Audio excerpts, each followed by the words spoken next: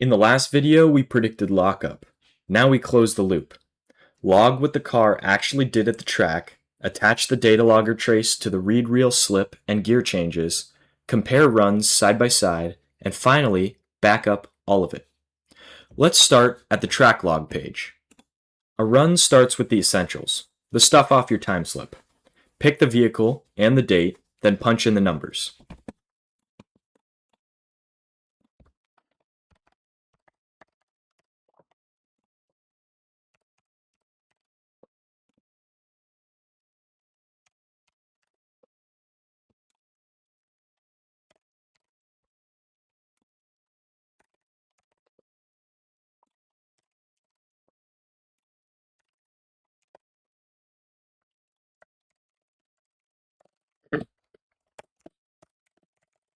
This alone is enough to save, but let's open more details.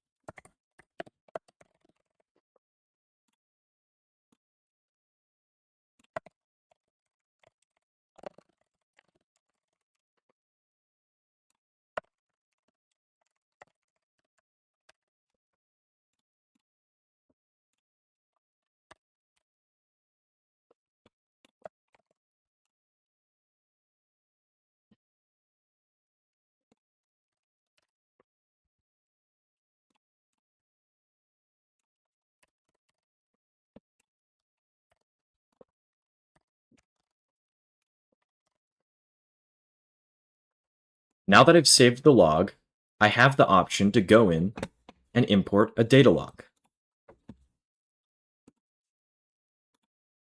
I'll import a race pack style CSV, engine RPM, drive shaft RPM, throttle, boost, against time. The app reads it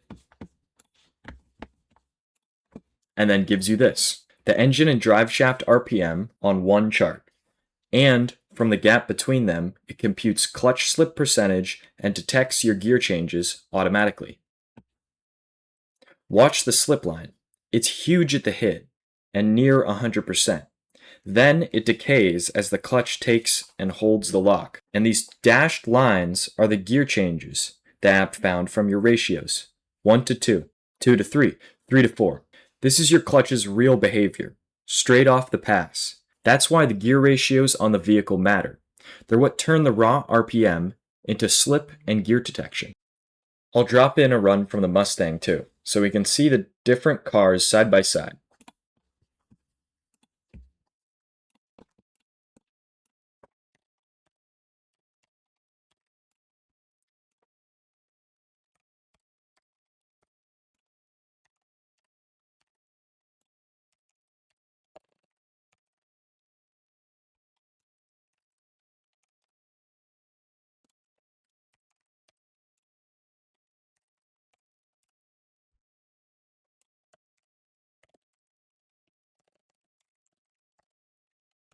We'll also add some more details to the 93 Mustang.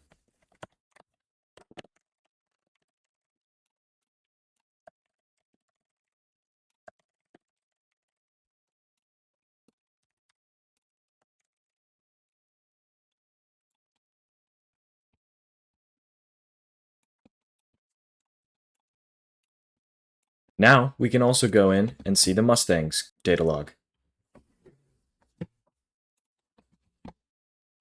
Now we can go ahead and compare the runs.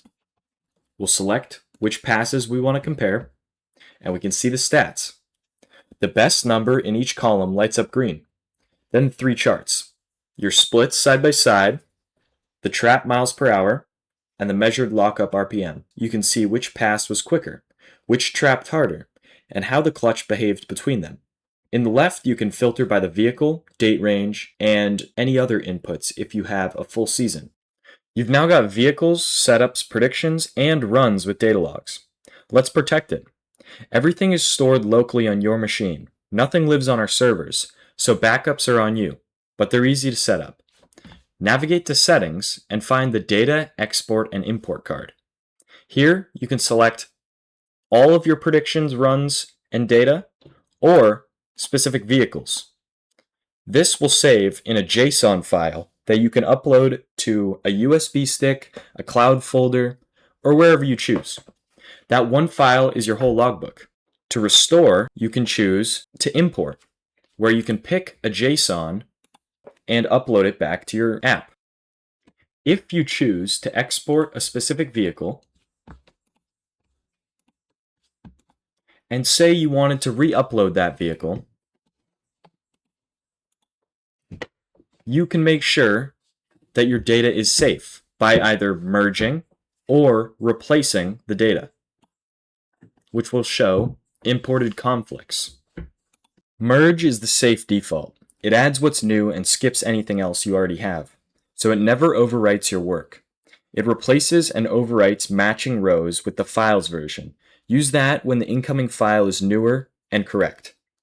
Import never deletes anything you didn't ask it to. And you get the receipt, exactly what was imported and what was skipped, and no errors.